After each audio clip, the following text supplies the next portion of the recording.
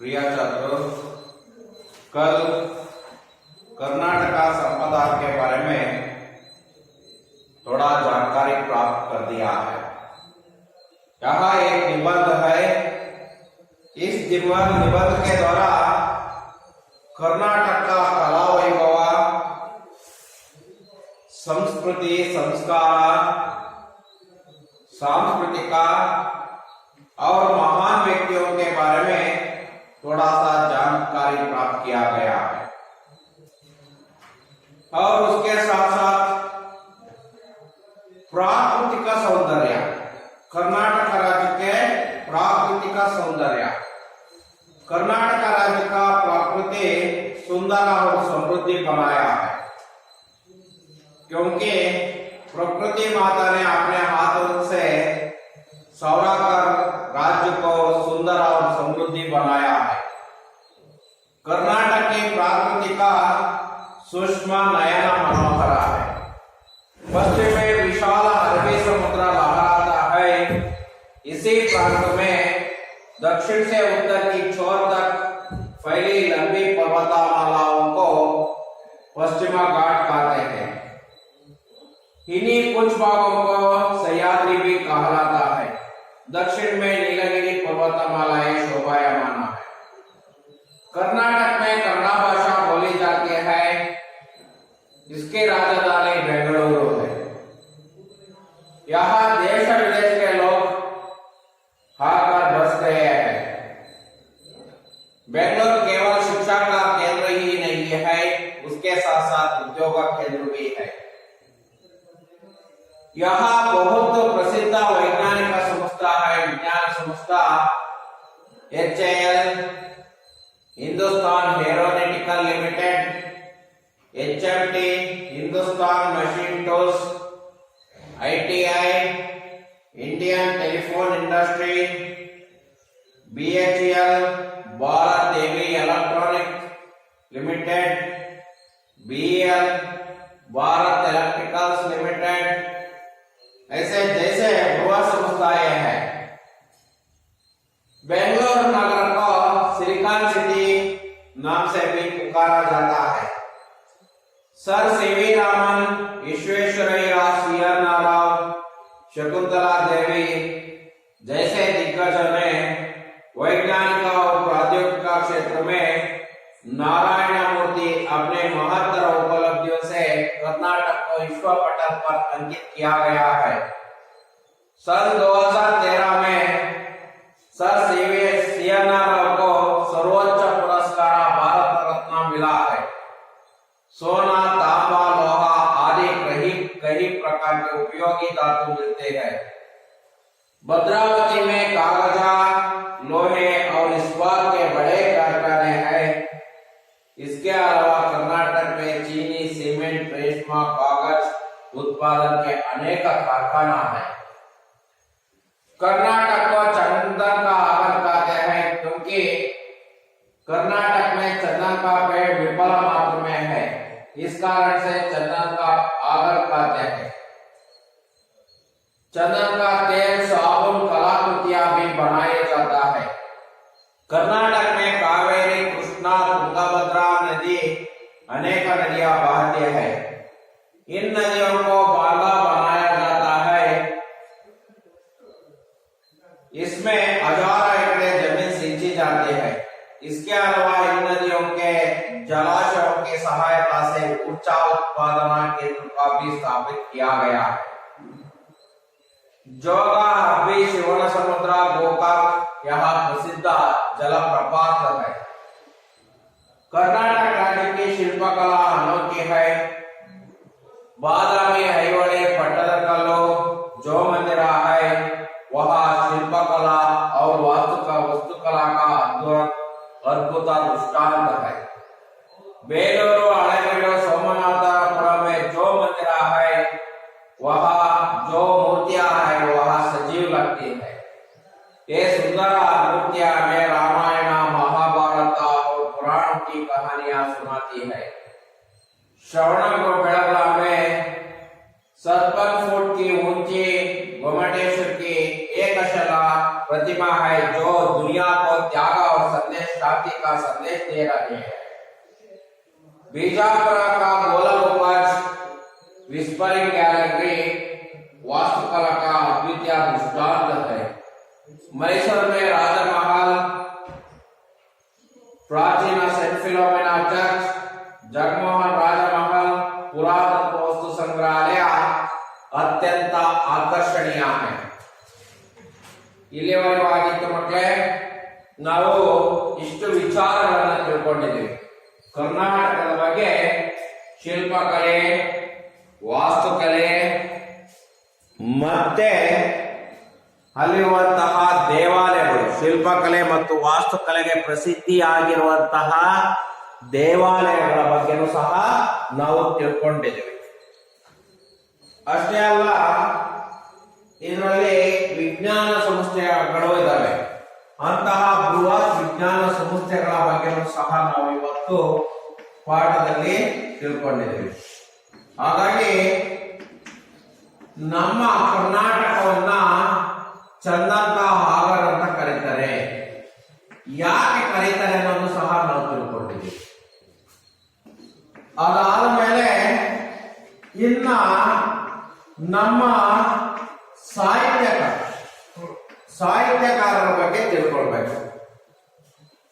ಅವರ ಕೊಡುಗೆಯನ್ನು ಸಹ ಬಹಳ ಮುಖ್ಯವಾಯಿತು ಮಕ್ಕಳೇ. ಹಾಗಾಗಿ ಅವರ ಬಗ್ಗೆನೂ ನಾವು ಒಂದಿಷ್ಟು ಗಮನ ಹರಿಸೋಣ. ನೋಡೋಣ. ಹಾಗಾದ್ರೆ ಗಂಗಾ ಕದಂಬ ರಾಷ್ಟ್ರಕೂಟ. ಮಕ್ಕಳೇ ಎಲ್ಲ ಟೆಕ್ಸ್ಟ್ ಬುಕ್ ಓಪನ್ ಮಾಡಿ, ನಾನು ಓದ್ತೀನಿ, ನಿಧಾನವಾಗಿ ನೀವು ನೋಡ್ಕೊಳ್ಳಿ. ಗಂಗಾ ಕದಂಬ ರಾಷ್ಟ್ರಕೂಟ ಚಾಲುಕ್ಯ ಹೊಯ್ಸಳ ಒಡೆಯರ್ ಹಾಲಿ ರಾಜವಂಶಾನೆ ತಥಾ ಕೃಷ್ಣದೇವರಾಯ ಮದಕರಿ ನಾಯಕ ರಾಣಿ ಅಬ್ಬಕ್ಕ ದೇವಿ ಕಿತ್ತೂರು ಚೆನ್ನಮ್ಮ टिप्पू सुल्तान आदिल शाह जैसे शासकों ने कर्नाटक राज्य की समृद्धि में अपना महत्वपूर्ण योगदान दिया है। कर्नाटक के अनेक साहित्यकारों ने सारे संसार में कर्नाटक की कीर्ति फैलाई है। वचनकार बसवण्ण क्रांतिकारी समाज सुधारक थे। हक्कमा देवी, अल्लमा प्रभु, सर्वज्ञ जैसे अनेक संतों ने अपने अनमोल वचनों द्वारा प्रेम, दया और धर्म का की सीख दी है। पुरंदरदास, कनकदास आदि भक्त कवियों ने भक्ति, नीति, सदाचार के गीत गाए हैं। पंप, रन्ना, पन्ना, कुमारव्यास, हरिहर, राघवांक आदि ने महान काव्य की रचना का कन्नड़ साहित्य को समृद्ध बनाया है। आधुनिक काल के साहित्यकार कुवेंपु, दारा बेंद्रे, शिवराम कारंत, मास्ती वेंकटेश अय्यंगार, वीकू गोकाक, युवार अनंतमूर्ति, गिरीश कार्नाड और चंद्रशेखर कंबारा ज्ञानपीठ पुरस्कार से अलंकृत है। यह कन्नड़ भाषा, संस्कृति तथा कर्नाटक के लिए गौरव का विषय है। पाठ का आशय: जननी जन्मभूमि भूमिश्च स्वर्गादपि गिरीशम। प्रत्येक व्यक्ति का अपने जन्मभूमि से अनुराग और उस पर अभिमान करना सहज है। कर्नाटक हमारी जन्मभूमि है। यहाँ की प्राकृतिक, सूक्ष्म, साहित्यिक वैभव और ज्ञान विज्ञान क्षेत्र की प्रगति अपार है। देश विदेश के लोग यहाँ की तकनीक के विकास की मुक्त कंठ से प्रशंसा करती है। इस संदर्भ से प्रस्तुत पाठ अत्यंत प्रासंगिक और सार्थक है।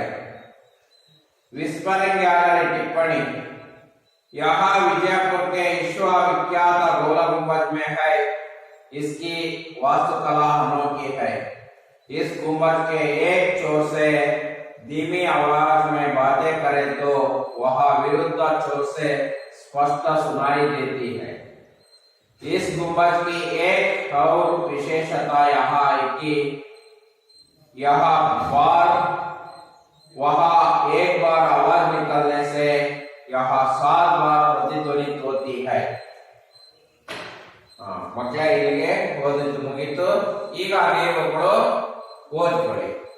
ಓದ್ಕೊಂಡಾದ್ಮೇಲೆ ಎಕ್ಸ್ಪ್ಲೈನ್ ಮಾಡೋಣ.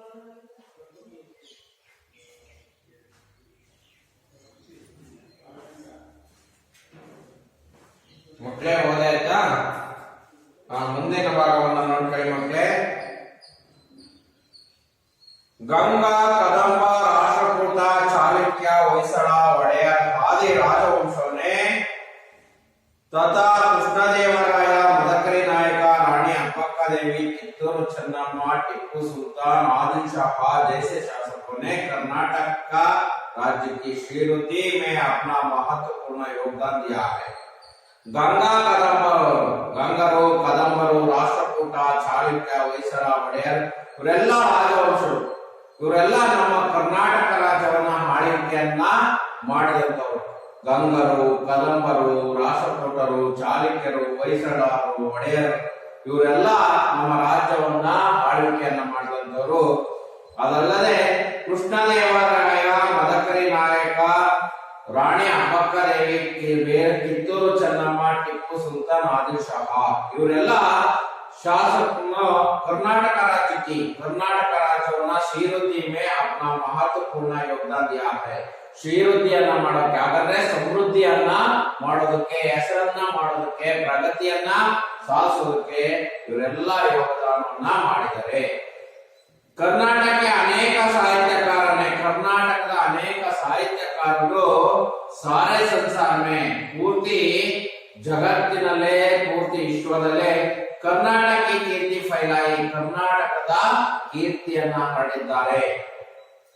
ವಚನಕಾರ ಬಸವಣ್ಣ ಕ್ರಾಂತಿಕಾರಿ ಸಮಾಜ ಸುಧಾರಕ 12వ ಶತಾಬ್ದಿ में 12ನೇ ಶತಮಾನದಲ್ಲಿ ವಚನಕಾರ ಬಸವಣ್ಣ ವಚನಗಳನ್ನ ರಚನೆಯನ್ನ ಮಾಡಿದಂತಹ ಬಸವಣ್ಣನವರು ಕ್ರಾಂತಿಕಾರಿ ಸಮಾಜ ಸುಧಾರಕರಾಗಿದ್ದರು. ಹಾಗಂದ್ರೆ ಬಹಳ ಕಡಿಮೆ ಸಮಯದಲ್ಲಿ ಹೆಚ್ಚಿನವಾದಂತಹ ಬದಲಾವಣೆಯನ್ನ ಮಾಡಿದರು.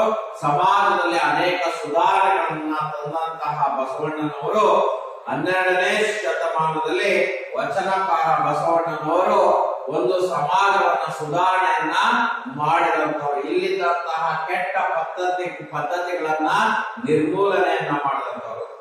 ಹಕ್ಕಮಾದೇವಿ ಇರ್ಬೋದು, ಅಲ್ಲಮಾ ಪ್ರಭು ಇರ್ಬೋದು, ಸರ್ವಜ್ಞ जैसे अनेक संतों ने अपने अनमोल वचना द्वारा प्रेम, दया, धर्म का सीख दिया है.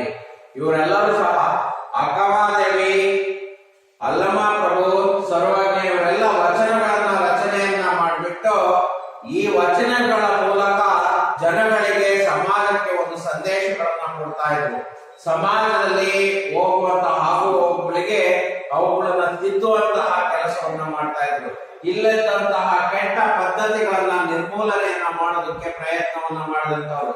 ಈ ವಚನಗಳ ಮೂಲಕನೇ ಪ್ರೇಮ, ದಯೆ, ಧರ್ಮ ಎಲ್ಲವನ್ನ ಕಲಿಸಿಕೊಟ್ಟಂತವ್ರು ಜನಗಳಿಗೆ. ಈ ಅಲ್ಲಮಾ ಪ್ರಭು ಇರ್ಬೋದು, ಅಕ್ಕಮಹಾದೇವಿ ಇರ್ಬೋದು, ಬಸವಣ್ಣ ಇರ್ಬೋದು, ಸರ್ವಜ್ಞ ಇರ್ಬೋದು, ಇವರ ವಚನಗಳು ಇವತ್ತಿಗೂ ಸಹ ಬಹಳ ಅರ್ಥಗರ್ಭಿತವಾಗಿರುವಂತಹ ವಚನಗಳನ್ನ ರಚನೆಯನ್ನ ಮಾಡಿದ್ದಾರೆ. ಈ ವಚನಗಳು ಇವತ್ತಿಗೂ ನಮಗೆ ಮಾದರಿಯಾಗಿವೆ, ಇವತ್ತಿಗೂ ನಮಗೆ ಸಂದೇಶವನ್ನು ಕೊಡ್ತಾ ಇದ್ದಾವೆ.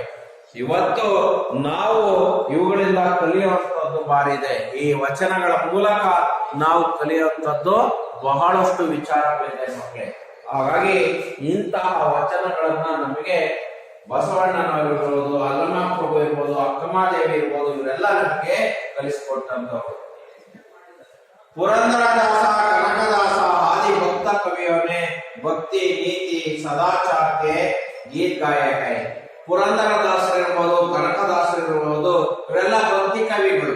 ಹಾಗಾಗಿ ಭಕ್ತಿ, ನೀತಿ, ಸದಾಚಾರ ಅಂದ್ರೆ ಒಳ್ಳೆಯ ಆಚರಣೆಗಳು, ನೈತಿಕತೆಯನ್ನ ಕಲಿಸಿಕೊಟ್ಟಂತವ್ರು, ಭಕ್ತಿಯನ್ನ ಹೇಳ್ಕೊಟ್ಟಂತವ್ರು. ಹಾಗೆ ರಚನೆಯನ್ನ ಮಾಡಿಬಿಟ್ಟು ಅದರ ಮೂಲಕ ಸಮಾಜದ ಆಗುವವುಗಳಿಗೆ ಏನೋ ಕೆಟ್ಟ ಪದ್ಧತಿಗಳಿದ್ದೋ ಅವುಗಳನ್ನೆಲ್ಲ ನಿರ್ಮೂಲನೆಯನ್ನ ಮಾಡೋದಕ್ಕೆ ಸಹಾಯವನ್ನ ಮಾಡಿದಂತವ್ರು. पंप, रन्ना, पन्ना, कुमारव्यास, हरिहर, राघवांक आदि ने महान कवियों की रचना कर कन्नड़ साहित्य को समृद्ध बनाया. ಈ ಕವಿಗಳು ಇವರು ಹಳೆಗನ್ನಡದ ಕವಿಗಳಾದಂತಹ ಪಂಪ, ರನ್ನ, ಪನ್ನ, ಕುಮಾರವ್ಯಾಸ, ಹರಿಹರ, ರಾಘವಾಂಕ ಇಂತಹ ಮಹಾನ್ ಕವಿತೆಗಳು, ಮಹಾನ್ ಕಾವ್ಯಗಳನ್ನ ರಚನೆಯನ್ನ ಮಾಡಿ ಕನ್ನಡ ಸಾಹಿತ್ಯವನ್ನ ಸಮೃದ್ಧಿಯಾಗಿ ಮಾಡಿದ್ದಾರೆ. ಆಧುನಿಕ ಕಾಲಕ್ಕೆ ಆಧುನಿಕ ಕಾಲದ ಸಾಹಿತ್ಯಕಾರರಾದಂತಹ ಕುವೆಂಪು ಅವರಿರ್ಬೋದು, ಗಾರಾಬೇಂದ್ರೆ ಇರ್ಬೋದು, ಶಿವರಾಮ್ ಕಾರಂತ್ ಇರ್ಬೋದು, ಮಾಸ್ತಿ ವೆಂಕಟೇಶ ಅಯ್ಯಂಗಾರ್, ವಿಕ್ರು ಗೋಕಾಕ್, UR अनंतपूर्ति, गिरीश कार्नाड, चंद्रशेखर कंबार ज्ञानपीठ से अलंकृत है.